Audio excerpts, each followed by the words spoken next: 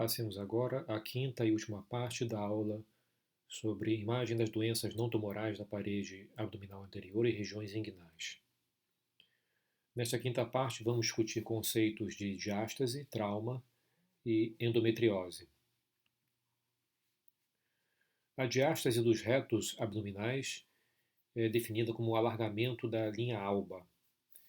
Ela está associada com quadros de obesidade, tosse crônica e ascite, isto é, quadros prolongados de aumento da pressão intraabdominal.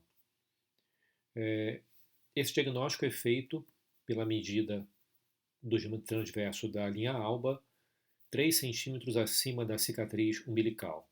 Os valores normais são aqueles até 22 milímetros, então acima disso nós consideramos como diástase. Diferentemente da hérnia, a diástase é praticamente assintomática, ela só é perceptível no exame físico, quando há aquele abaulamento da linha média, quando o paciente faz contração na musculatura abdominal, ou então quando você palpa e nota um aumento daquele intervalo entre os dois retos abdominais. Nós temos aqui o plano transversal de uma ultrassonografia da parede anterior, mostrando o reto esquerdo, o reto direito e a aponeurose entre eles, que é a linha alba. Notem como existe um intervalo bastante aumentado entre um reto e outro. Normalmente eles ficam muito próximos e a linha alba tem um diâmetro transverso muito pequeno. Então, em vermelho, assurado em vermelho os músculos retos, em amarelo a diástase, o alargamento dessa linha alba. Em relação ao trauma, eu gostaria de destacar 3 situações relacionadas a trauma.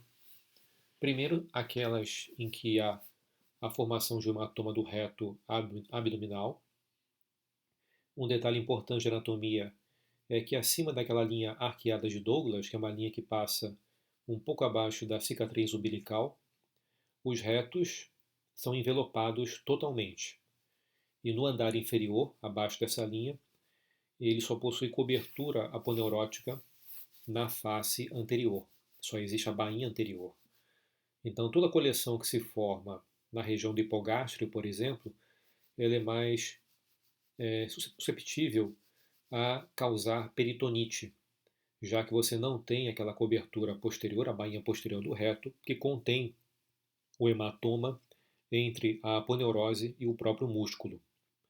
Então, as coleções da região hipogástrica, abaixo da linha arqueada de Douglas, elas são mais predispostas a cursar com peritonite do que as coleções superiores. As causas de hematoma podem estar ligadas a um traumatismo direto, uma contusão, podem estar ligadas também ao estiramento da musculatura, com rotura das fibras, dos fascículos, e acúmulo de líquido entre o músculo e a aponeurose, ou pode ser consequente em pacientes internados, principalmente ao uso de anticoagulantes. Doente, por exemplo, que tem quadros de embolia pulmonar, necessita fazer anticoagulação. Não é tão raro assim você encontrar coleções abaixo da bainha do reto relacionadas ao uso do anticoagulante. Outra situação relacionada a trauma é aquela em indivíduos que praticam esporte, sejam eles no nível amador intenso ou no nível profissional. Eventualmente você vai encontrar quadros também de rupturas dos fascículos e do perimísio muscular, ou então de edema importante, de infiltração importante, em virtude de um esforço físico muito grande, em geral, num paciente que se encontra mal condicionado. Esse esforço físico grande do paciente que se encontra mal condicionado, ele vai ocasionar o DOMS, que é Delayed Onset Muscle Soreness, isto é, aquela dor muscular de início tardio, ou então, quando mais grave ainda, pode causar quadros de rabdomiólise, em que você tem necrose da musculatura, inclusive com proteinúria, com alteração da cor da urina, coisa que não acontece nas lesões do tipo DOMS. O DOMS é aquela dor muito intensa que a gente sente depois de um exercício físico desproporcional. E a rabdomiólise é um quadro mais grave em que você tem necrose da musculatura e eliminação das proteínas por meio da urina. Estiramentos da parede lateral também pode ocorrer em esportes em que você tem o uso intenso da musculatura, principalmente lateral do abdômen, com movimentos de torção, por exemplo, pacientes praticantes de beisebol, pacientes praticantes de esportes em que você arremessa uma bola, por exemplo, acima da cabeça, praticantes de tênis, todos eles têm quando todos eles podem eventualmente desenvolver um estiramento da parede lateral quando faz um movimento muito brusco e intenso com a torção da musculatura. Isso é mais comum principalmente no músculo oblíquo interno e se acompanha, e muitas vezes se acompanha de lesões costais, já que você tem a inserção proximal da musculatura lateral nos arcos costais, ou então lesões de crista ilíaca, com avulsão, sejam elas de costela ou da crista ilíaca. Em pacientes jovens em que a fise ainda não se fechou, você pode ter até mesmo avulsão óssea da crista, e em pacientes adultos você pode ter sinais de fratura de costela associada a esses estiramentos de parede lateral. Esse caso aqui era um paciente que fazia uso de anticoagulação, era um doente que tinha um quadro prévio de embolia pulmonar, e a gente nota que o reto abdominal direito, olha, com uma lesão hiperdensa, de permeio aos fascículos, e o perimísio ventrais do reto direito, e aqui o reto esquerdo com aspecto normal. Na ultrassonografia a gente nota, olha, essa coleção volumosa, pegando praticamente quase toda a extensão do reto abdominal, e a mesma coisa aqui na tomografia computadorizada. Ela vem desde o terço médio, parte do terço superior, até a parte mais inferior.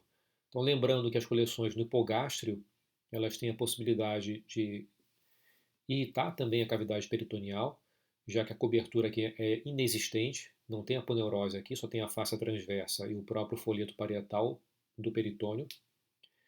E mais acima isso não acontece com tanta facilidade, já que ele é todo envelopado por aponeurose. Em vermelho, mostrando a coleção no ultrassom e no plano transverso e sagital da tomografia computadorizada. Esse era um caso de uma paciente que havia feito uma cesariana e o quadro se complicou com um grande abscesso de reto abdominal, um abscesso pós-operatório, portanto. O aspecto é difícil você diferenciar isso de um sangramento. Ele pode se assemelhar a um sangramento. E aí você tem que fazer a correlação com o quadro clínico, já que o sangramento não tem os mesmos sinais toxêmicos de um grande abscesso como esse aqui. Então a gente tem componentes líquidos e componentes sólidos de permeio a esse abscesso do reto. Volumoso também, pegando grande parte da extensão no plano sagital e no plano transverso também bastante volumoso, como pode ser visto aqui. Essa era uma paciente jovem, praticante de CrossFit, e após uma série muito intensa, ela se mostrou com dor abdominal muito excruciante na parede abdominal. Ela procurou o serviço de emergência. Na história, ela já tinha um relato de urina escurecida, então possivelmente ela tinha já sinais clínicos de rabdomiólise e um nível de CK muito aumentado no parâmetro laboratorial. Então, no plano transverso da musculatura do lado direito, reto abdominal direito e a parede lateral direita, oblíquo externo, oblíquo interno, transverso, observem como é que existe um aumento difuso da ecogenicidade no músculo reto abdominal e principalmente do oblíquo externo. Um corte mais aproximado da parede lateral, existe um pouco de edema do tecido subcutâneo e o destaque para esse aumento difuso por edema da musculatura do oblíquo externo. Olha aqui no plano sagital, uma visão estendida, o reto inteiro edemaciado, com esse aspecto bastante anormal, né? Com perda do padrão normal daqueles fascículos e do perimísio em volta. E o Doppler mostrando, olha, intensa vascularização de permeia as lesões dos fascículos e pequena quantidade de líquido também, olha, em torno desse músculo reto abdominal. Então, um quadro de rabdomiólise consequente a um exercício muito intenso. Esse paciente era um praticante de Muay Thai e ele havia feito um movimento que ele chutou com muita força e sentiu de imediato uma pancada não, como se fosse um estalo na região anterior do abdômen. Quando ele fez a ultrassonografia, olha aqui um corte transverso, músculo reto abdominal do lado esquerdo, desculpa, esse é um corte sagital, mostrando, olha, áreas de rotura de permeio aos fascículos e perimísio do músculo reto abdominal. No plano transverso, a coleção grande, né, isso aqui é um hematoma, na verdade, o desarranjo das fibras com solução de continuidade, com rotura, e a mesma coisa aqui. Né?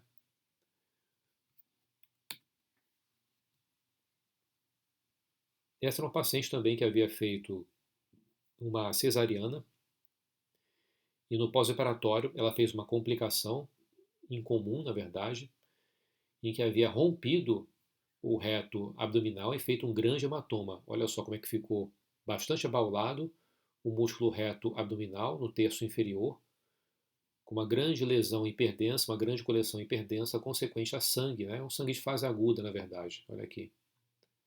Ele aumentou bastante de tamanho, possivelmente deve ter algum tipo de irritação peritoneal em virtude dessa grande coleção.